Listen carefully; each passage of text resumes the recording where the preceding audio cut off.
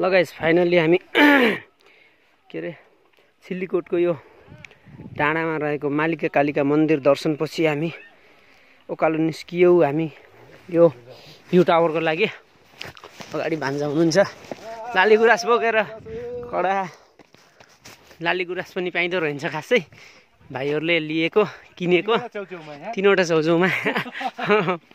अनि यो चाहिँ भ्यू टावर है, हुन त डाँडा अलरेडी भ्यू टावर हो, त्यही पनि फेरि अझै माथि अझै धेरै भ्यूहरू हेर्नको लागि एकदम। अनि ऊ त्यो पहाडी चाहिँ कालिका मन्दिर, अनि यताको मालिका मन्दिर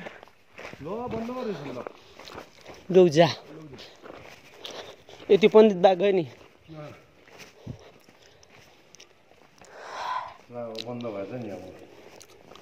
भन्नुपर्ने नि त है। कति बज्यो र? भ्यू टावर चढ्ने भनेको भ्यू टावर त यहाँ त बन्द भएछ, तर केही छैन। डाँडा डाँडा भ्यू टावर नै हो, खासै आवश्यक त होइन यो डाँडाको लागि भ्यू टावर बनाउनको लागि। बट भ्यू टावरलाई चाहिँ अलरेडी अझै धेरै भ्यू टावर दृश्यहरू हेर्नको लागि टावर बनाएको। यो खुल्ला राखिराख्नु पर्ने कि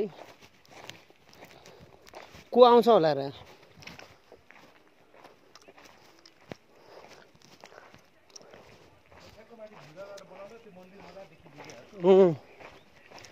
त्यो हो, तर त्यो पाइएन। भ्यू टावरमा मेरो नाम पनि लेखेर जानु पर्यो।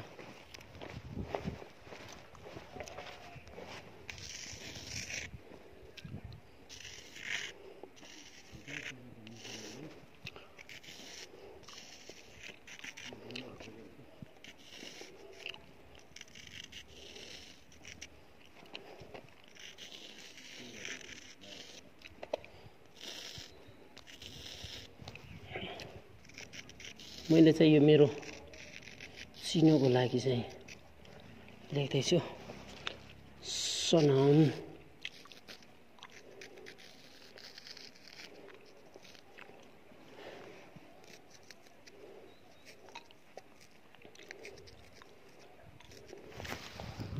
ल है टक्क यो यो माथिबाट सुजाता, कसको नाम हो थाहा छैन, सनमले चाहिँ ठिकै आफ्नो नाम चाहिँ सम्झनाको लागि कुनै दिन फेरि घुम्ने अवसर मिले जाने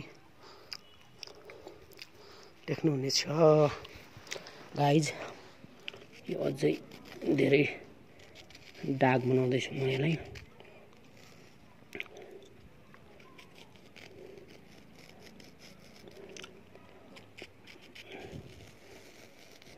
लेख्न त नहुने, तर सबैले लेखेछन् यसो चिन्नुको लागि।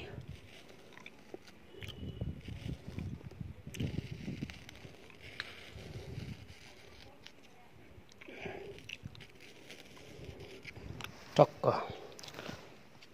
टक्क लाएर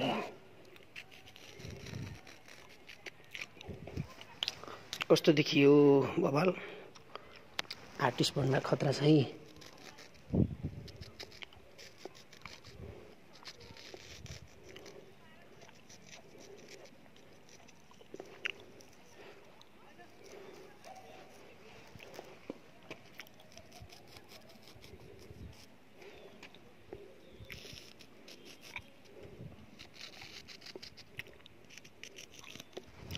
वाउ कडक।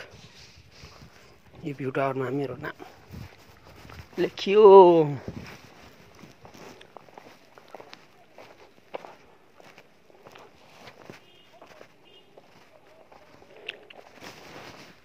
सकियो, फाइनली सकियो।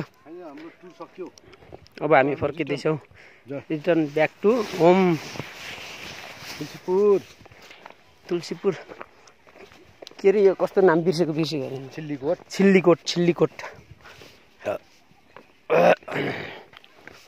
बबाल लाग्यो।